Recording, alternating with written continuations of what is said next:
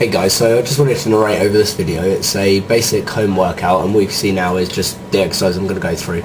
Got clap or decline press ups, a seat row, jump squats, crunches, handstand press ups or an isometric hold, press ups, just regular press ups, tea towel row, ski sit and an upside down press up.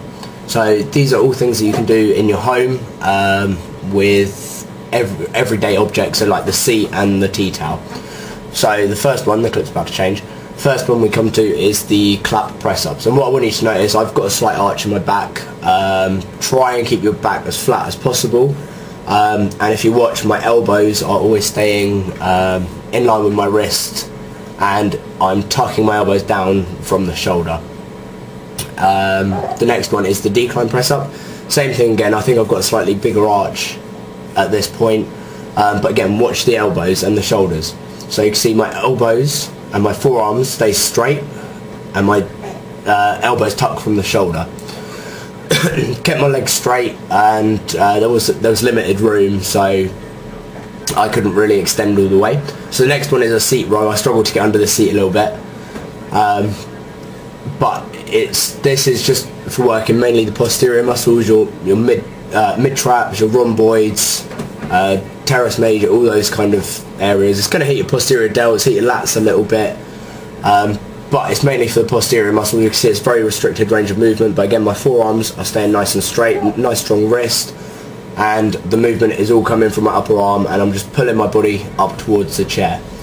Make sure you've got a slight bend at the knees, it'll just make it a bit more comfortable for you, and you can do that with any chair. The higher the chair, the better. The next one I'm going to go through is jump squats. So you can see I was a little bit wobbly on that first one.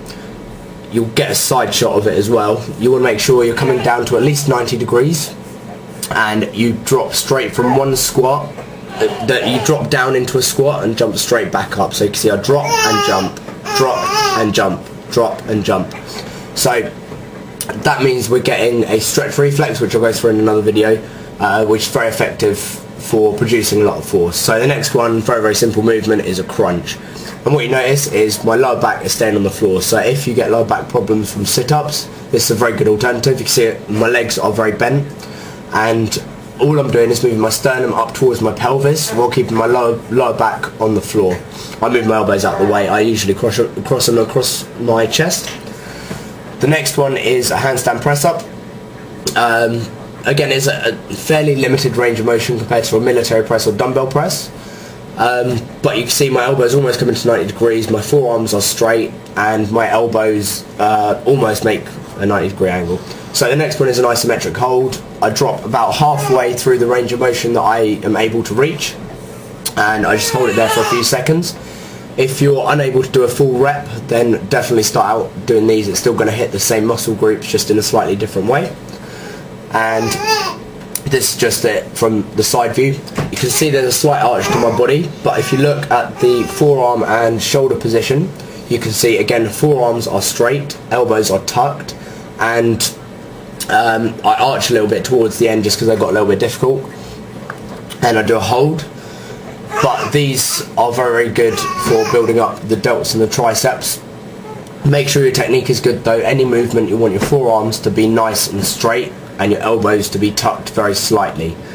So again here, regular press ups, forearms straight, elbows tucked. Again, I had a big arch in my back just because it's the most comfortable position for me. If you feel you can get a flat back and do it, that's much better. Most people don't get the weight fully over their shoulders though. You want to make sure that your shoulders are over your wrist when you start the movement. Okay, so at the end of this clip you're going to see I broke the door handle a little bit, so find a stronger door handle than I did. Again, it's not the biggest range of movement, it's mainly about the squeeze with this. You want to make sure, again, your forearms stay straight and you are coming back as far as you can. Try and imagine pinching an orange between your shoulder blades, and that's going to give you the movement that you want.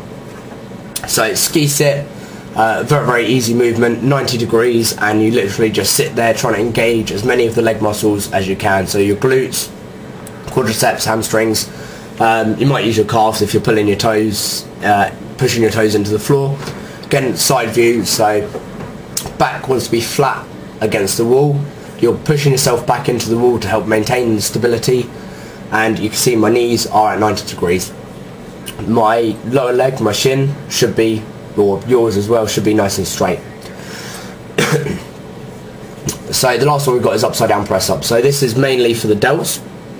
You can see I've come straight up onto my toes, my legs are straight, forearms are straight, tuck in the elbows.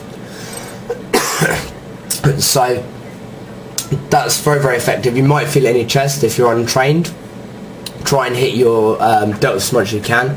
But I hope this video helped out, guys. If you've got any questions about the movements or why I put them in this specific order, give me a comment and rate, subscribe.